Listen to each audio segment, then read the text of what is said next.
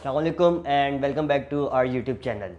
Try series का final था और वो पाकिस्तान जीत गया इंग्लैंड से। सीरीज़ हारने के बाद ये सीरीज़ में जीतना जो है ना वर्ल्ड कप से पहले बहुत ज़रूरी था वर्ल्ड कप की प्रिपरेशंस के लिए। उस्मान भाई से भी मेरी इसी से रिलेटेड बात होती रही है। जी उस्मान भाई, फिर आज हो गया फाइनल क्राइस्ट चर्च में। मैंने आपको कल कह दिया था कि पाकिस्तान फेवरेट है। फेवरेट तो वो बीइंग अ पाकिस्तानी आपने कहा था आपने ना। 2 दफ़ा मुझसे पूछा था, आर यू श्योर, कंफर्म? वो तो बीइंग अ पाकिस्तानी कहा था ना, लेकिन डाउट तो आपके दिल में भी था।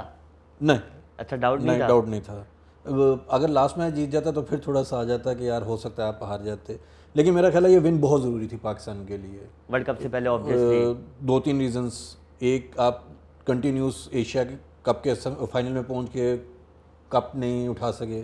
देन आपका 3-3 आपका इक्वल था उसमें इंग्लैंड के, और लास्ट मैच में क्रंच मोमेंट में आप वो भी मैच हार गए। बिल्कुल। ठीक है, तो ये बड़ा क्रूशियल था। ये आपका कहीं वो एक रॉन्ग मैसेज आ रहा था फैंस की तरफ भी कि यार आप क्रंच मोमेंट्स में आके आप हार रहे हैं। तो मेरा ख्याल है ये, और प्लस सेकंड, आपका वर्ल्ड कप से पहले अब आप जिस कॉन्फिडेंस से जाएंगे वो एक नेक्स्ट लेवल पे होगी चीज़। मेरा ख्याल है कि मेन चीज़ यही थी कि लाइक वर्ल्ड कप से पहले जो है ना मोराल टीम का वो बहुत ज़रूरी बहुत था ज़रूरी कि है। हम लोग मोराल पहले हाई भी, होना चाहिए। आई थिंक 2-4 एपिसोड्स पहले हम लोग यही डिस्कस कर रहे थे कि मोराल चाहिए आपको। अगर आप एक विन के साथ जाते हैं, ठीक है, कप जो हम लोग पहले भी डिस्कस कर रहे थे, अगर आप फाइनल जीतते हैं तो आपका मोराल बहुत हाई हो जाएगा उसमें। तो ये बहुत बूस्ट करेगा आपके मोराल को, आपके कॉन्फिडेंस को। और 2-3 चीज़ें बहुत अच्छी हुई हैं इस मैच में, जो कि हम आगे फर्दर जाके उसको डिस्कस करेंगे। सबसे पहले तो मुझे ये बताया ना कि टॉस जीत के न्यूजीलैंड को बैटिंग देना फाइनल में, ये डिसीजन अब तो ऑब्वियसली अच्छा साबित हुआ है। लेकिन उस टाइम जब ऑब्वियसली टॉस देख रहे होंगे, आपने भी देखा, मैंने भी ये कहा था यार न्यूजीलैंड को बैटिंग देना। तो न्यूजीलैंड मेरा ये था कि 180 190 से नीचे नहीं आएगी। एक्चुअली उसकी भी 1-2 रीजंस थी। अगर लास्ट न्यूजीलैंड के खिलाफ मैच देखते हैं तो पहली इनिंग में गेंद थोड़ी सी फंस के आ रही थी, रुक के आ रही थी, और सेकंड इनिंग में वो बेहतर हो गई थी। ऐसा ही तो है। मे भी एक ये माइंड था। सेकंडली उनको पता था कि न्यूजीलैंड के प्लेयर अटैकिंग प्लेयर्स हैं, ठीक है, तो मे भी हम लोग शायद अगर 180 170 करते हैं तो डिफेंड ना कर सके। तो रादर देन अगर हम उनको 180 170 तक करेंगे तो हम चेज़ कर सकते चेज हैं। कर सकते हैं। तो ये कुछ पॉइंट्स मुझे लगता है कि थे एट द एंड वो वर्कआउट करके पाकिस्तान की फेवर में। विलियमसन की जो है मुझे इनिंग बड़ी एक्चुअली मज़ेदार इनिंग लगी यार। वो पिछली पूरे सीरीज मैचेस में वो स्ट्रगल कर रहा था, लेकिन आज द मोमेंट वो आया जिस तरह उसने ड्राइव्स मारी हैं, ठीक है, प्रॉपर टाइमिंग्स के साथ, और एक टाइम पे उसका 200 प्लस उसका स्ट्राइक रेट जा रहा था। ठीक है, तो आउटस्टैंडिंग इनिंग उसने खेली है। पाकिस्तान वैसे लगी रहा है, वो जो फर्स्ट ओवर में एलन आउट हो गया, एलन आउट हो गया, जिस तरह वो भी हिटिंग के बाद ही आउट वो हुआ है। नहीं, वो बहुत ज़्यादा उसने, और वो आउट करने वाली बॉल नहीं थी, नहीं थी। वो बयास उसे बॉटम पे लगी है उसकी और कैच पकड़ा गया। नहीं तो मुझे लग रहा था कि 200 प्लस, जिस तरह वो उसने स्टार्ट लिया था 200 प्लस तो जाने जाना था आपका स्कोर। अब तो मेरे दिल से एक आवाज़ निकल रही है, नवाज नवाज हम सब के दिल की आवाज़। चलो नवाज के बारे में हम बाद में बात करेंगे। मेरा ख्याल है कि अगर आप पूरी उनकी इनिंग देखते हैं जिससे उन्होंने स्टार्ट किया, फिर विलियमसन, फिलिप्स ने बहुत अच्छा किया, फिर चैपमैन ने आके चिप इन किया उसको आगे। मतलब ये है कि हर प्लेयर से कंट्रीब्यूट रहा है उनका। लेकिन पाकिस्तान ने, मैं हमेशा जो बात करता हूँ, देखिए डॉट्स बॉल आपको मैच नहीं जिताएंगे, नहीं आपको जिताएंगे। विकेट्स मैच जिताती हैं। बिल्कुल। जिस तरह से वो जा रहे थे 190 का स्कोर लग रहा था। लास्ट 2 ओवर्स पाकिस्तान ने आउटस्टैंडिंग बॉलिंग कराई है फिर से, डेथ ओवर्स में डेथ ओवर्स ऑब्वियसली। में। पहले 19th ओवर मोहम्मद वसीम ने करवाया, मोहम्मद वसीम ने। पहली बॉल पे 6 लगा है, लेकिन अगली 5 बॉलों पे 2 स्कोर लगा उसको। बिल्कुल ऐसा ही ठीक है। है, 8 स्कोर दिया, और लास्ट ओवर हारिस रऊफ ने कराया हुआ, अगेन उसने आउटस्टैंडिंग ओवर करवा दिया।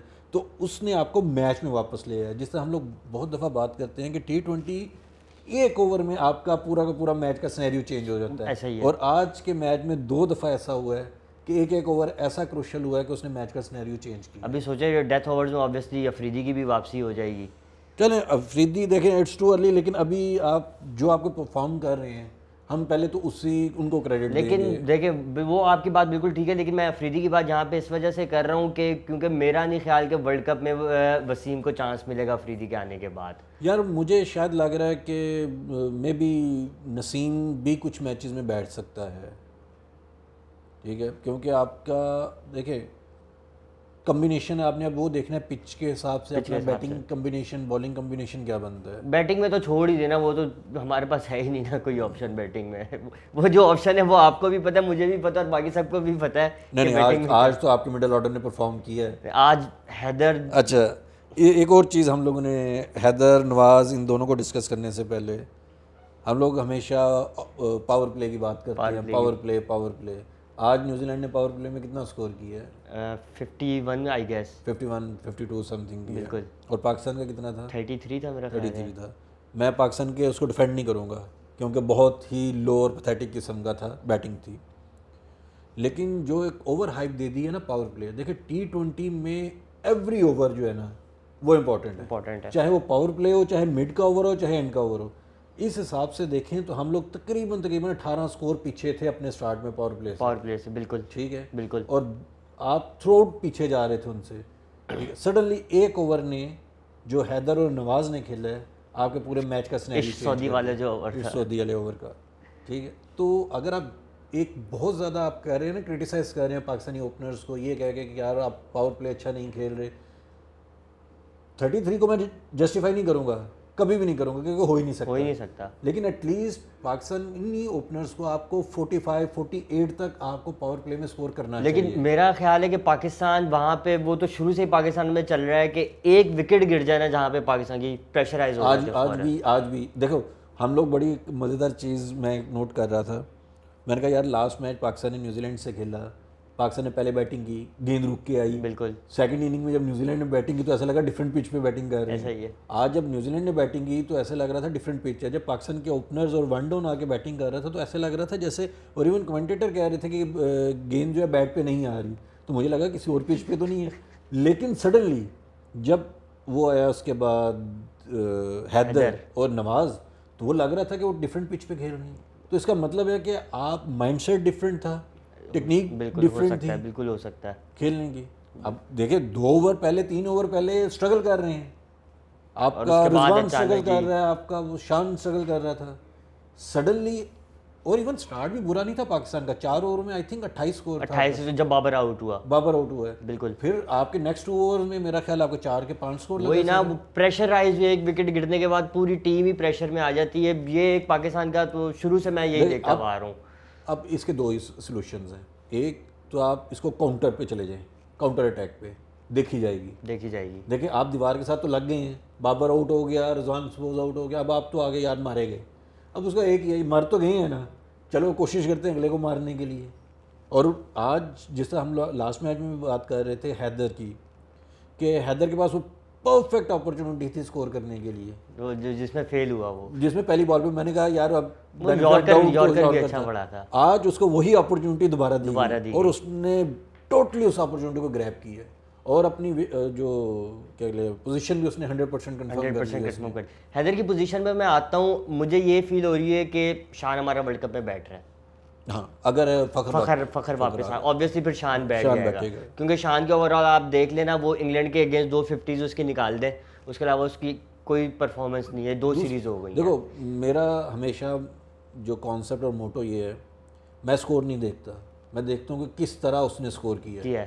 ठीक है, आप 100 स्कोर कर लें, 80 कर लें, ठीक है। इवन आज इफ्तिखार ने भी जो स्कोर किया है एट दी एंड, ठीक है, वो अब इफ्तिखार ने कोई आउटस्टैंडिंग इनिंग नहीं खेली, लेकिन उसका स्ट्राइक रेट जो होगा वो 178 का इफ्तिखार का स्ट्राइक रेट, 178 का बिल्कुल। वो अब उसने एज लगा के कैच वो चौका हो गया, उससे पहले उससे सिंगल डबल्स बड़ी मुश्किल से हो रही, चलो आज लास्ट 6 उसने कर दिया, तो वो 120 130 का स्ट्राइक रेट जा रहा था। ये मैटर नहीं करता at the and strike rate आपने किस तरह से खेला, क्योंकि देखो आपका एक दिन लकी डे हो सकता है कि आपने एज पे चौका मार दिया सारा। एवरी टाइम आप एवरी डे, आपका every day is not a Sunday वाली सिचुएशन नहीं होगी कि फिर आपकी टेक्निक और आपकी एबिलिटी टू हिट जो होगी बाउंड्रीज, वो आपकी मैटर कर रही होगी।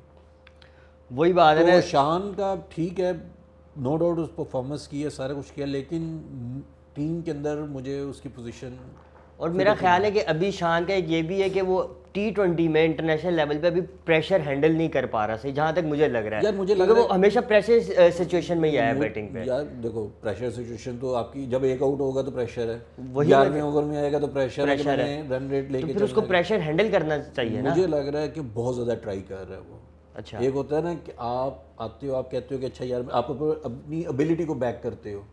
वो मेरा ख्याल है बहुत ज़्यादा कोशिश कर रहा है कि अच्छा मैं एक्स्ट्रा कवर मार दूँ, मैं ये कर दूँ, मैं वो कर दूँ। उसे वहीं पे स्टिल लो के ट्राई करने की ज़रूरत है। हाँ, एक दो शॉट, अब वो अक्सर क्या होता है कि उसकी जब एक दो शॉट लग जाती है फिर वो थोड़ा सा काम डाउन हो जाता है, फिर वो अपनी इनिंग बिल्ड स्टार्ट में आके थोड़ा सा नर्वस वो होता है। जैसा अभी आज भी 12 गेंदों पे 6 स्कोर था, हाँ जी। ठीक है, और आप 10 से ऊपर अराउंड 11 के करीब आप जा चुके थे, जो आपका run rate required run rate था। तो वो प्रेशर एकदम आपका आ गया था। वो दूसरी तरफ से रिजवान भी स्ट्रगल कर रहा था। रिजवान भरपूर कोशिश कर रहा था लगाने की, लेकिन वो क्या कर रहा था, एक ही मिड विकेट लेग पे उठाने की कोशिश कर रहा था, उसे शॉट वही शो रिजवान का है कि ऑन साइड ही खेल आपको आज आपके मिडिल ऑर्डर ने Nawaz again back to back उसने परफॉर्मेंस दी है। ठीक है, पिछले मैच में भी man of the match Rizwan वो बनता था, सॉरी नवाज का बनता था कोई। आज भी उसने परफॉर्मेंस दी और आउटस्टैंडिंग है दोनों की। अच्छा, कल वो मैं सोशल मीडिया पे देख रहा था, शायद आपने भी देखा हो, वो जो जी रिपोर्टर ने बाबर आजम से आफ्ताब इकबाल से रिलेटेड सवाल किया है कि जी वो आफ्ताब इकबाल जर्नलिस्ट कह रहे थे कि जी बाबर ये तो बाबर वो, आगे से बाबर का रिस्पांस ये था। आप किस रिपोर्टर की बात कर रहे हैं? मैं तो उनको जानता भी नहीं हूँ। बाबर ने बड़ा हल्का सा जवाब दिया। वैसे अगर मैं उनकी जगह होता तो शायद थोड़ा सा इससे हार्ड जवाब देता, ठीक है। मतलब देखिए, बात ये आप क्रिटिसाइज़ करें किसी भी, जिस लेवल पे जाके आप क्रिटिसाइज़ कर रहे हैं, सॉल्यूट से ये बनता नहीं है। मतलब आप पर्सनल हो गए हैं किसी को क्रिटिसाइज़ करने के लिए कि मैं उसको हीरो नहीं मानता, मैं उसको सुपरस्टार नहीं, पूरी दुनिया उसको सुपरस्टार मानती है, आप क्यों नहीं, आप कौन होते हैं ना मानने वाले? नहीं, लेकिन फिर भी वैसे भी एक मेरे ख्याल से पाकिस्तान का आफ्ताब इकबाल एक जर्नलिस्ट का नाम है, अच्छा भला, उनको ऐसी बात करनी भी नहीं चाहिए। देखिए, आप क्रिटिसाइज़ करें उसकी चीज़ों पे, पर्सनलाइज ना हो किसी के पर्सनलाइज ना हो, ठीक है। क्रिटिसाइज़ करें, जो मैं समझता हूँ कि बाबर की फील्डिंग डाउन जा रही है, आज भी उसने कैच छोड़ा है विलियमसन का, हाँ जी। ठीक है। तो मुझे यहाँ तो वो मैच के दौरान बहुत ज़्यादा कहीं पे वो कहते हैं कि उसका दिमाग कहीं मतलब मेंटली कहीं और, ऑक्युपाइड है, मेंटली ऑक्युपाइड है।